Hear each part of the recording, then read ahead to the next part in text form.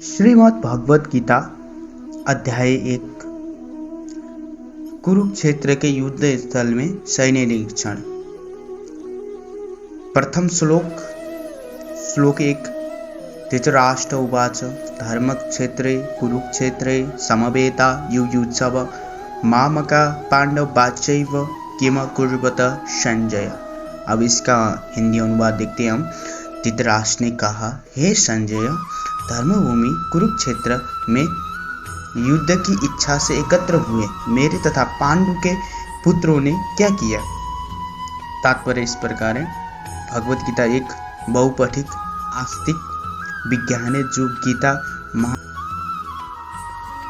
महात्म्य में सार रूप में दिया हुआ है।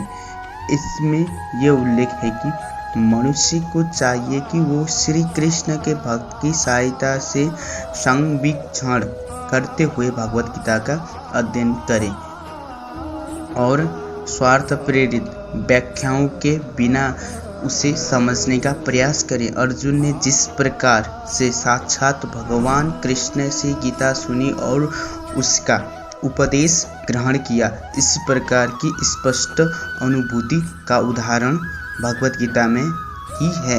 यदि उसी गुरु परंपरा से निजी स्वार्थ से प्रेरित हुए बिना किसी को भगवत गीता समझने का सौभाग्य प्राप्त हो तो वो समस्त वैदिक ज्ञान तथा विश्व के समस्त शास्त्रों के अध्ययन को पीछे छोड़ देता है। पाठक को भगवत गीता में न केवल अन्य शास्त्रों की सारी बातें मिलेगी, अपितु ऐसी बातें भी मिलेगी जो अन्यथा कहीं उपलब्ध नहीं है।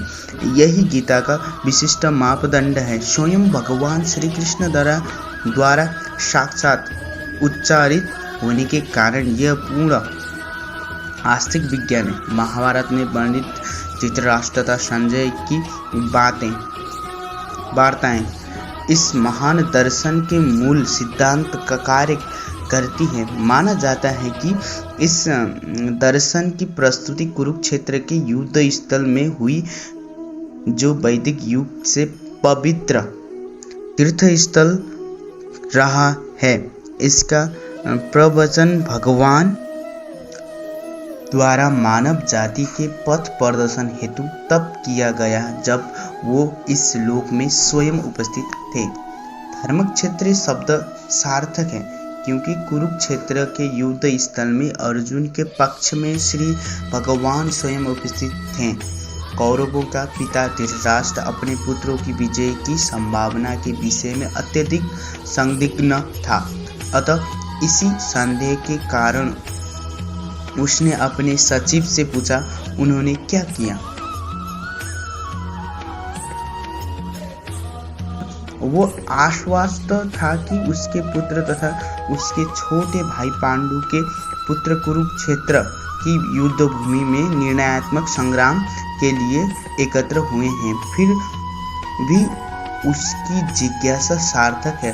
वो नहीं चाहता था कि भाइयों में कोई समझौता हो, अतः वो युद्ध भूमि में अपने पुत्रों की नियति भाग्यभावी के विषय में आश्वस्त होना चाह रहा था, क्योंकि इस युद्ध को कुरुक्षेत्र में लड़ा जाना था, जिसका उल्लेख वेदों में स्वर्ग के निवासियों के लिए भी तीर्थ स्थल के रूप में हुआ है। अतः धृतराष्ट्र अत्यंत भयभीत था कि इस पवित्र स्थल का युद्ध के परिणाम पर न जाने कैसा प्रभाव पड़े।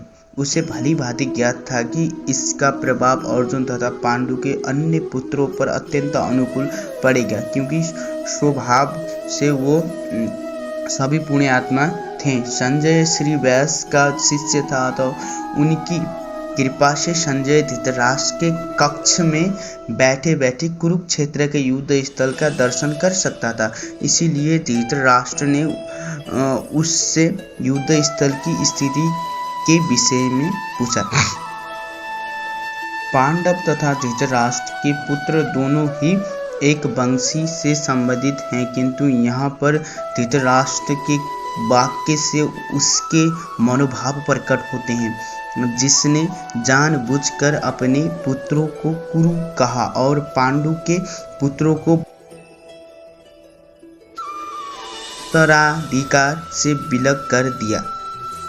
इस तरह पांडु के पुत्रों अर्थात अपने भतीजों के साथ धृतराष्ट्र की विशिष्ट मन स्थिति इस तरह समझी जा सकती है, जिस प्रकार धान के खेत से अवांछित पौधों को उखाड़ दिया जाता है, उसी प्रकार इस कथा के आरंभ से ही ऐसी आशा की जाती है कि जहाँ धर्म के पिता श्री कृष्ण उपस्थित हो, वहाँ कुरुक्षेत्र रूपी खेत में दुर्योधन आदि धृतराष्ट्र के पुत्र रूपी अवांछित पौधों को समूल नष्ट करके युधिष्ठिर आदि